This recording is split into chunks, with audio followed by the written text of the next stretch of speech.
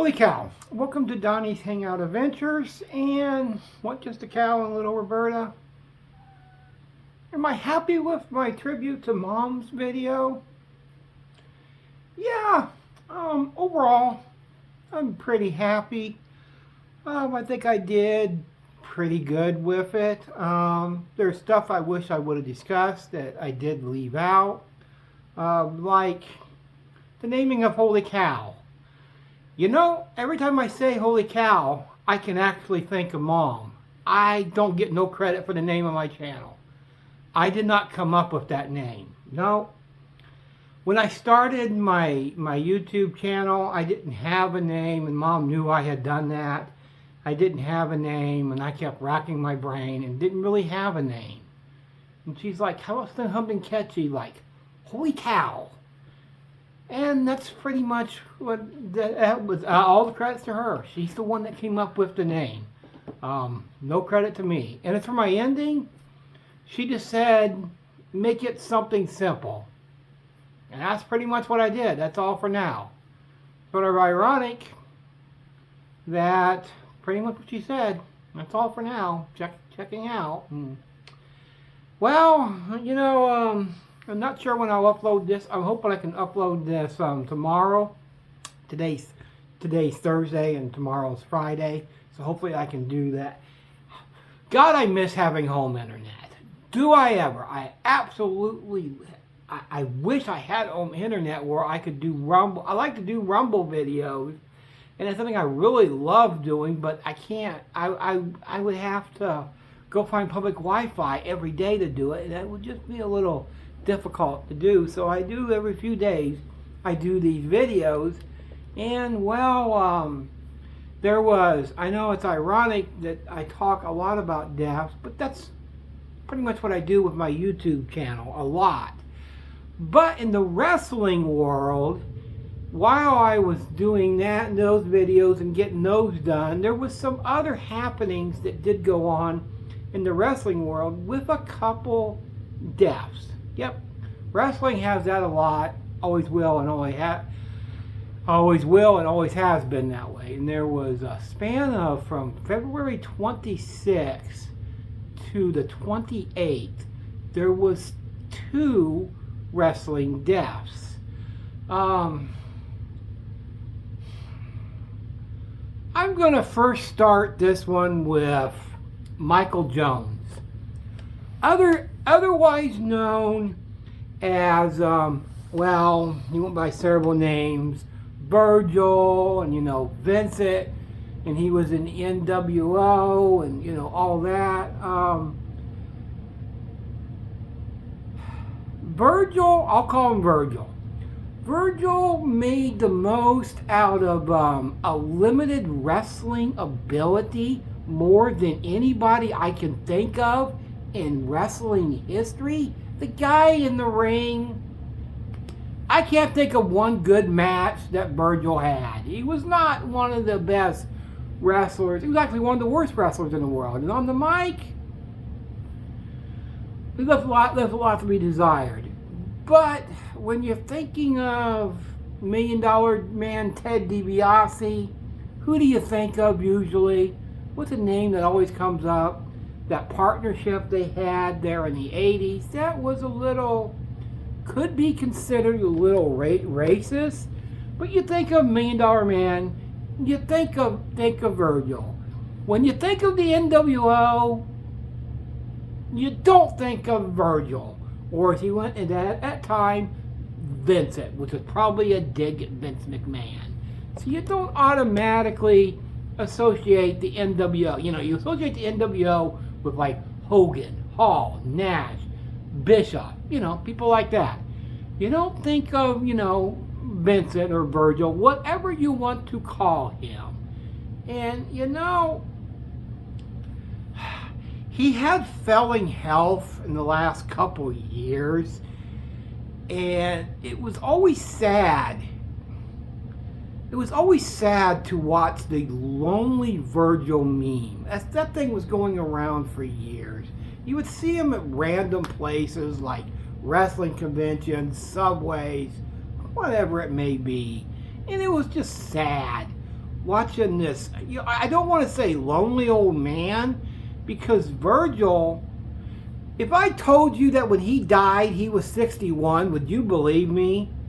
No, probably not, because I had assumed Virgil was a lot older than 61. I really would.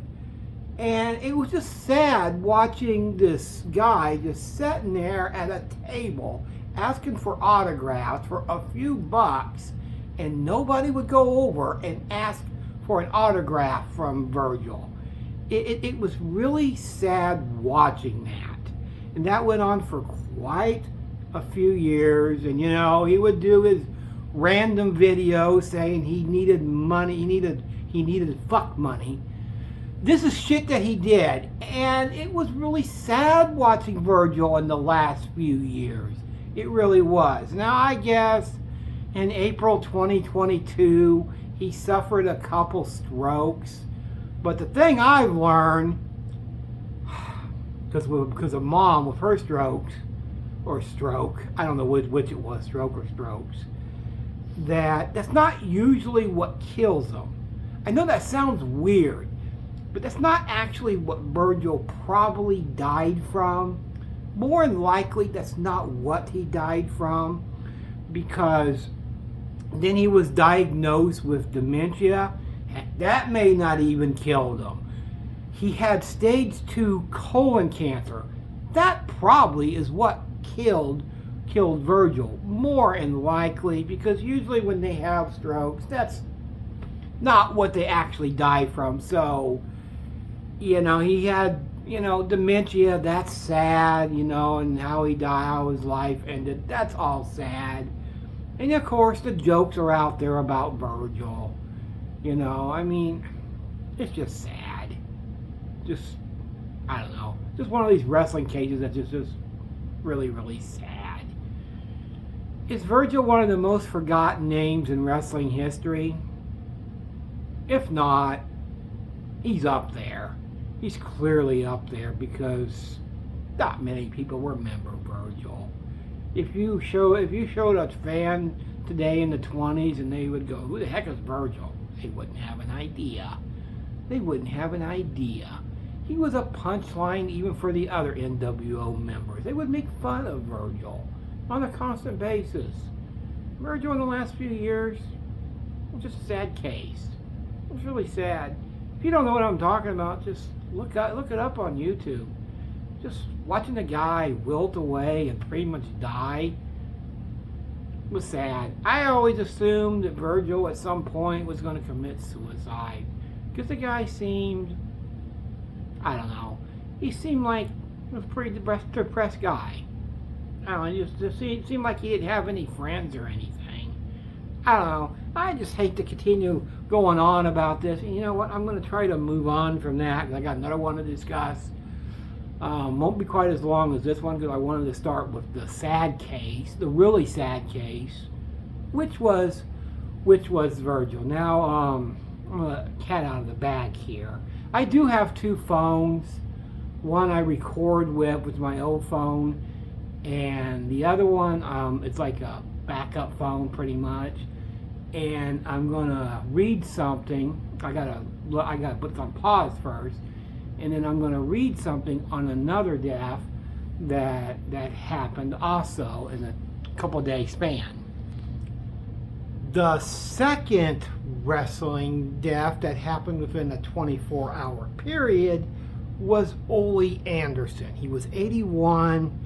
He had last few years he stayed out of the spotlight because he had MS and multiple sclerosis, and he suffered from memory loss, which is also extremely sad when you think about it.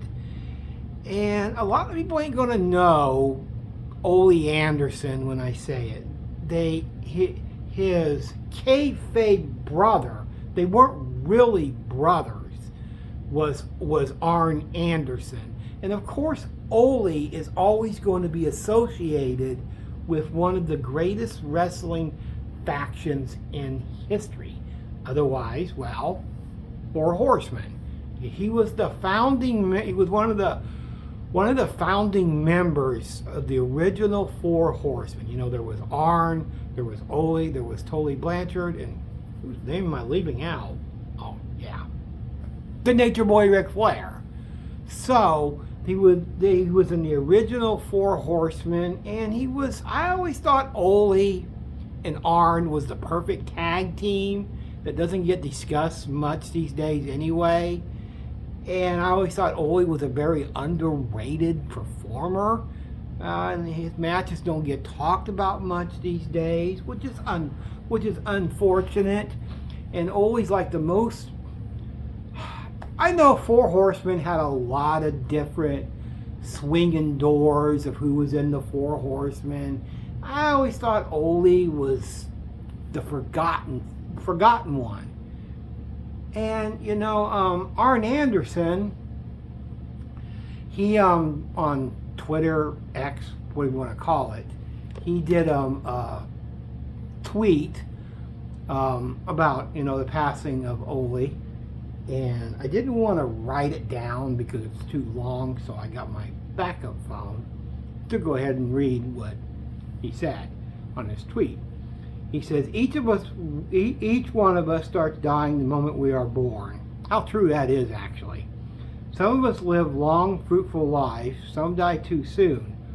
All I've been able to figure out in my 65 years is to treat people how you want to be treated. And if they teach you anything, be grateful for that. Ole Anderson was brutally honest when it came to how he felt about life and wrestling. He gave me the rub of a lifetime, taking Gene's spot in the Minnesota Wrecking Crew. The Four Horsemen followed, and we know how that went. He was a mentor to me without meaning to be. I studied and will teach my son some Oleisms. To his family and people that loved him, we grieve you. To those who thought Ole was too ornery to die, 81 is a full life. I tend to agree with what Arn said, and you know, it's a great tribute to somebody he considered a close and dear friend, and you know, being brothers and kayfabe land, you know, and I thought for years that they were really brothers, but I guess they really weren't.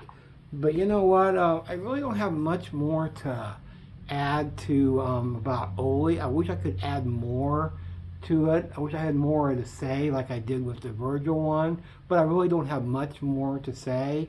And you know, on both, rest in peace and condolences to, I don't even know if Virgil had family.